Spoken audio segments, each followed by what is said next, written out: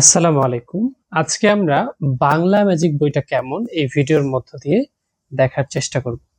কোনো কিছু কেনার আগে সেই জিনিসটা কেমন এটা একটু দেখে নেওয়া ভালো।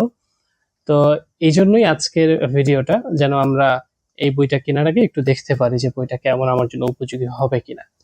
বাংলা ম্যাজিক শুদ্ধ বাংলা ব্যাকরণের বিশ্বস্ত সঙ্গী, যেখানে বাংলা ব্যাকরণ শেখা যায় সহজে, মনে থাকে আজীবন। বইটার সাইজ কেমন একটু দেখি। খুব একটা হেভি সাইজও না, আবার খুব একটা কম্প্যাক্ট সাইজও না। আমরা সব পাশ থেকে দেখার চেষ্টা করি। মোটামুটি যারা বাংলা ব্যাকরণ সহজে শিখতে চায় তাদের জন্য একদম পারফেক্ট সাইজ। তো শুরুতে বলি বইটা কাদের জন্য। যারা সহজে বাংলা ব্যাকরণ শিখতে চায়, সেটা উপরের লেভেল থেকে নিচের লেভেলের যে কোনো শিক্ষার্থীর জন্য। বিসিএস, প্রাইমারি, শিক্ষক নিয়োগ, ব্যাংক পরীক্ষা বা যে কোনো প্রতিযোগিতামূলক পরীক্ষা, বিশ্ববিদ্যালয় ভর্তি পরীক্ষা, নার্সিং ভর্তি পরীক্ষা বা নবম, দশম, একাদশ, দ্বাদশ, আলিম শ্রেণী, সবার জন্য। এর নিচের লেভেলের যে কোনো শিক্ষার্থী যাদের বাংলা ব্যাকরণ প্রয়োজন, তাদের সবার জন্যই এই বইটা। বইটার সবচেয়ে বিশেষ বৈশিষ্ট্য হচ্ছে প্রত্যেকটা টপিকের সাথে ভিডিও ক্লাস ফ্রি রয়েছে। বইটা খুলে দেখি, বইয়ের পেজ কোয়ালিটি বেশ মানসম্মত, আপনার পছন্দ হবে। শুরুতেই বেশ ভালো লাগা শুরু করবে এই বইটার পেজ কোয়ালিটি দেখে। প্রত্যেকটা টপিক শুরু করার পূর্বেই এভাবে কিউআর কোড রয়েছে, স্ক্যান করলেই ভিডিও ক্লাস চলে আসবে। এরপরে ওই টপিকটা যখন আলোচনা শেষ হয়ে যাবে তখন আবার আরেকটি কিউআর কোড রয়েছে, যেটা স্ক্যান করলে আবার ওই টপিক থেকে পরীক্ষা দিতে পারবেন। যত বিভ্রান্তিকর প্রশ্ন রয়েছে সবগুলোর সহজ ব্যাখ্যা এখানে রয়েছে। যেমন অনেকেই আপনাকে বলবে যে ভাষা, বাক্য, শব্দ, ধ্বনি এগুলোর ক্ষুদ্রতম উপাদান কি, ক্ষুদ্রতম উপকরণ কি, এগুলো নিয়ে বেশ ঝামেলা লাগে। যেমন 2025 সালের প্রাথমিক সহকারী শিক্ষক নিয়োগ পরীক্ষায় যে আসলে প্রশ্ন এসেছিল বাক্যের ক্ষুদ্রতম একক কোনটি, এটা নিয়ে অনেক শিক্ষকেরাও মারামারি করেছে। বলেছে বাক্যের ক্ষুদ্রতম একক শব্দ, কেউ কেউ বলেছে ধ্বনি। কেন সঠিক উত্তর ধ্বনি সেটার আবার ব্যাখ্যা এখানে দিয়ে দিয়েছি, যার মধ্যে দিয়ে সকল বিভ্রান্তিকর প্রশ্নের উত্তর এভাবে এখানে শেষ করে দেওয়া হয়েছে। সবচেয়ে আপডেট যে ইনফরমেশন সেটা এখানে রয়েছে। যেমন বর্তমানে পৃথিবীতে 7170টা ভাষা রয়েছে, সেটা রেফারেন্স সহকারে দেওয়া হয়েছে। এভাবে প্রত্যেকটা টপিক সবচেয়ে নির্ভরযোগ্য তথ্য এবং সমৃদ্ধ তথ্য, পরিবর্তিত যে বিষয়গুলো সেগুলো আপডেট করা হয়েছে। 9-10 বোর্ড ব্যাকরণের প্রশ্ন, বিশ্ববিদ্যালয় ভর্তি পরীক্ষার প্রশ্ন কিংবা চাকরি পরীক্ষায় আসা এই যে লেটেস্ট যে প্রশ্নগুলো সেগুলো অ্যাড করা হয়েছে। চাকরি পরীক্ষায় প্রতি সপ্তাহে পরীক্ষা হচ্ছে, সো আমি লেটেস্ট প্রশ্নগুলো এখানে অ্যাড করেছি। পুরনো প্রশ্নগুলো অ্যাড করে অযথা বিভ্রান্তি সৃষ্টি করিনি, কারণ পুরনো ব্যাকরণটাই অনেক কিছু চেঞ্জ হয়ে গেছে। এই জন্য সবসময় নতুনের সাথে থাকার চেষ্টা করেছি। প্রত্যেকটা টপিক এভাবে শুরুতে কিউআর কোড রয়েছে, স্ক্যান করলেই ভিডিও ক্লাস চলে আসবে। সেই টপিক থেকে 9-10 বোর্ড ব্যাকরণ এমসিকিউ, বিগত বছরে বিশ্ববিদ্যালয় ভর্তি পরীক্ষায় আসা প্রশ্ন, সেগুলো কঠিন প্রশ্নগুলোর সাথে আবার ব্যাখ্যা রয়েছে। আবার চাকরি পরীক্ষার প্রশ্ন সবগুলোই সুন্দরভাবে দেওয়া হয়েছে। যেমন ব্যাকরণের পরিবর্তিত বিষয়গুলোকে এইভাবে সুন্দর করে দেওয়া হয়েছে। কারক আগে ছিল শব্দতত্ত্বে, এখন বাক্যতত্ত্বে আলোচিত হয়। এগুলো পরিবর্তিত বিষয়গুলো এভাবে ছবির মাধ্যমে সুন্দরভাবে দেওয়া হয়েছে। নতুন বাংলা ব্যাকরণ অনুযায়ী যেগুলো পরিবর্তিত হয়েছে সেই পরিবর্তনের তথ্যগুলো প্রতিটা প্রশ্নের নিচে ব্যাখ্যা সহকারে দেওয়া হয়েছে। কিছুদিন আগে কিন্তু একটা মজার প্রশ্ন এসেছিল 50তম বা 49তম বিসিএস এ। সেই প্রশ্নটা হচ্ছে যে এই যে এর উপরে এটাকে বলা হচ্ছে চৈতন, এটাকে বলা হচ্ছে আকরি, পাগড়ি। এই টপিকটা এখানে অ্যাড করা হয়েছে। এগুলো আগে ছিল না, নতুন যেহেতু 50তম বিসিএস এই প্রশ্ন এসেছিল, সো এই তথ্যগুলো এখানে দেওয়া হয়েছে। তো এইভাবে যত পরিবর্তন এসেছে, যত নতুন নতুন টপিক এসেছে সবগুলোই আপনারা এখানে পেয়ে যাবেন। আবার প্রতিটা টপিকের শেষে কিউআর কোড রয়েছে, স্ক্যান করলে এক্সাম পেয়ে যাবেন। যেখানে ছন্দ প্রয়োজন, ছন্দ দিয়ে সুন্দর করে মজা করে আলোচনা করা হয়েছে যাতে করে আপনার মনে থাকে, সেই বিষয়টা এখানে খেয়াল রাখা হয়েছে। কিংবা একটা সুন্দর টপিক দেখেন শব্দ গঠন প্রক্রিয়া, এখান থেকেও অনেক প্রশ্ন আসে, যেখান থেকে অনেকে প্রশ্নগুলোর উত্তর ভুল দেয়।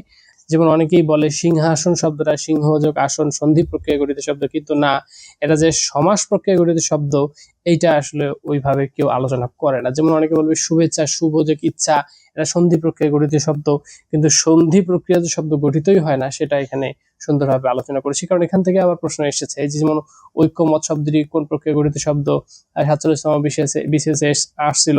আবার ঢাকা বিশ্ববিদ্যালয়ের সি ইউনিটে 25-26 প্রশ্ন আসছিল অভ্যুত্থান শব্দটি কোন প্রক্রিয়া গঠিত।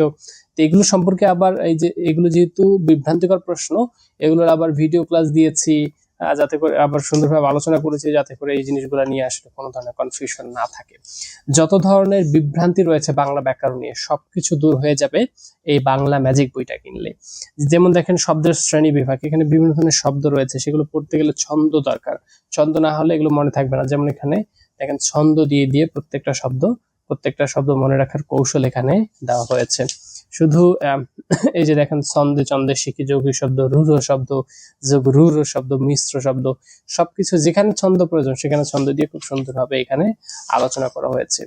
কত প্রশ্ন দেখছেন, বিগত বছরের বিশ্ববিদ্যালয় ভর্তি পরীক্ষার প্রশ্ন, চাকরি পরীক্ষার প্রশ্নগুলো আবার পুরনো প্রশ্ন না, কারণ প্রতি সপ্তাহে নতুন নতুন পরীক্ষা হচ্ছে, সেই লেটেস্ট পরীক্ষায় আসা প্রশ্নগুলো এখানে দেওয়া হয়েছে। সো একটু সামনে যাই, আমরা তো শুরুর দিকে অনেক কিছুই দেখছি, ভিতরের দিকে আমরা এই যখন হঠাৎ করে কারক চলে আসলো, দেখেন কিছু কিছু প্রশ্ন রয়েছে যেগুলো আসলে বেশ কনফিউজিং প্রশ্ন। হ্যাঁ, জল পরে পাতা নড়ে, আপনারা বলবেন কি পরে কি নড়ে, এটা কর্মে শূন্য, কিন্তু না, এটা যে কর্তায় প্রথমা সেগুলো এখানে ব্যাখ্যা করা হয়েছে। যেমন পাহাড়ের ঢল বেয়ে জল নামছে, আপনারা বলতে পারেন কি নামছে, সো কর্মকারক, এটা কিন্তু না, এটা কর্মকারক না, এটা কর্তাকারক। হ্যাঁ, এরকম আপনারা নানান ধরনের প্রশ্ন করতে পারেন। যেমন আপনি বলতে পারেন যে মোবাইল বন্ধ হয়ে গেল, মোবাইল কি বন্ধ হয়ে গেল, কর্ম, কিন্তু না, এটা কর্তাকারক। সো কেন কর্তাকারক সেগুলো আমি এখানে ব্যাখ্যা করেছি। ঠিক এই, আর যেহেতু কারকটা আসলে তো অন্যান্য কারক গুলো আসলে দেখাই আমাদের, দেখেন কর্মকারক এবং সম্বোধন কারক নিয়ে ঝামেলা লাগতে পারে, এই জন্য দুইটা তুলনা করেছি। কর্মকারক এবং করণ কারকের ঝামেলা লাগতে পারে, এই জন্য দুইটা তুলনা করেছি। আবার অপাদান অধিকরণ নিয়ে ঝামেলা লাগতে পারে, সেজন্য দুইটাকে পার্থক্য করেছি। এইভাবে আসলে শিখলে সাধারণত এই যে কারক সম্পর্কে যত সমস্যা থাকে সেগুলো সব দূর হয়ে যায়।